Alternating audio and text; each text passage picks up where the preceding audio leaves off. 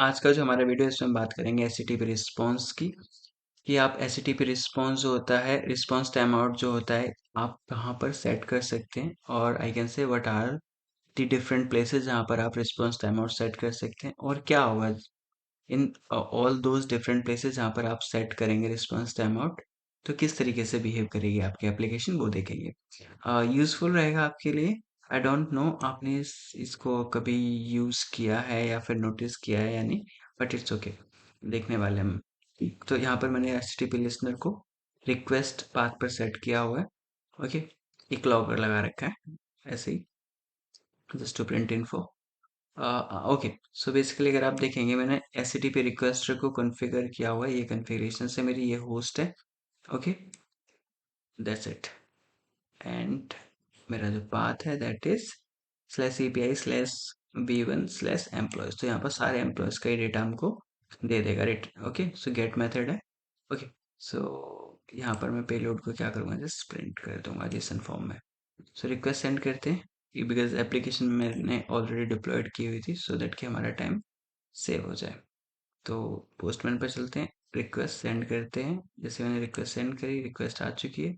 मैं आगे बढ़ाता हूँ रिक्वेस्ट को। जैसे मैं आगे बढ़ाऊंगा रिक्वेस्ट को तो आप देखेंगे पेलोड हमें मिल चुका है क्योंकि सारे एम्प्लॉयज की जो इन्फॉर्मेशन थी वो रिटर्न हो चुकी है।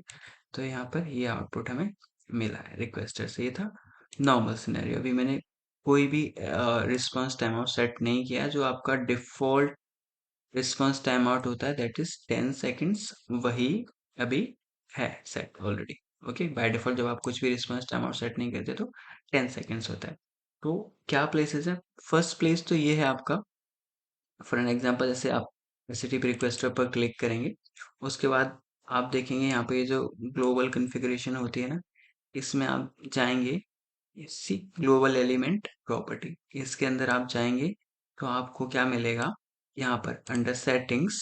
अगर आप स्क्रॉल डाउन करते हैं तो ये जो रिस्पॉन्स ऑप्शंस है यहाँ पर रिस्पॉन्स टाइम आउट, यहाँ पर आप सेट कर सकते हैं। तो अभी यहाँ पर अगर मैं इस पे दिखाऊं तो ये क्या करेगा, maximum time that the request element will block the execution of the flow waiting for the HTTP response. If this value is not present, the default response timeout from the mule configuration will be used. Okay, so क्या करता है basically यहाँ पर जो time out हम जो set करते हैं रिस्पॉन्स टाइम आउट, उस टाइम पीरियड के लिए जो आपका एचटीटीपी रिक्वेस्टर है वो आपके म्यूल फ्लो का एग्जीक्यूशन होल्ड कर लेता है, वेट करता है कि रिस्पॉन्स का आपको एचटीटीपी जो आपका जो आपका आप जिस पाथ पर रिक्वेस्ट जिस पाथ पर आपने रिक्वेस्ट सेंड करी है उससे आपको रिस्पॉन्स मिल जाए।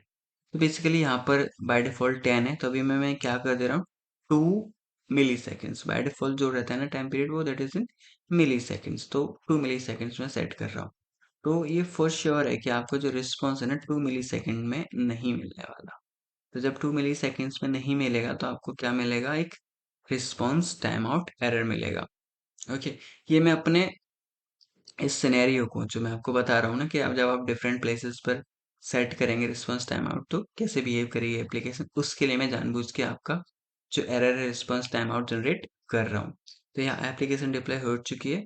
सो अभी क्या हुआ, आपको रिस्पॉन्स टाइम आउट एरर मिल जाएगा बिकॉज 2 मिली सेकेंड्स में आपको रिस्पॉन्स नहीं मिलेगा।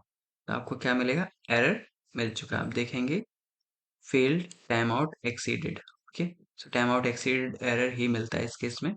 ओके, सो आपको टाइम आउट एक्सीडेड एरर आ चुका है, दैट्स फाइन।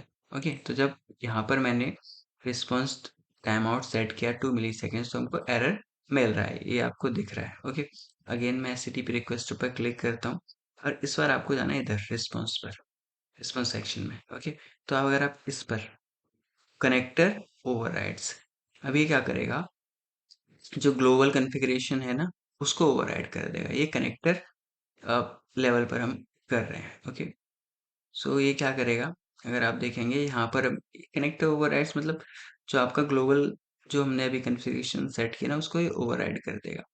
तो अगर मैं यहाँ पर सेट करूँ टाइम आउट जो मैं कर देता हूँ 30,000। ओके, यानी 30 सेकेंड्स, ये क्या है 30 सेकेंड्स के लिए सेट हो गया। तो बाय डिफॉल्ट कितना था response time out, that is 10 seconds. तो मैंने अभी वो सेट कर दिया टू 30 सेकेंड्स। पहले यहाँ पर मैंने क्या सेट किया हुआ है, 2 मिली सेकेंड्स।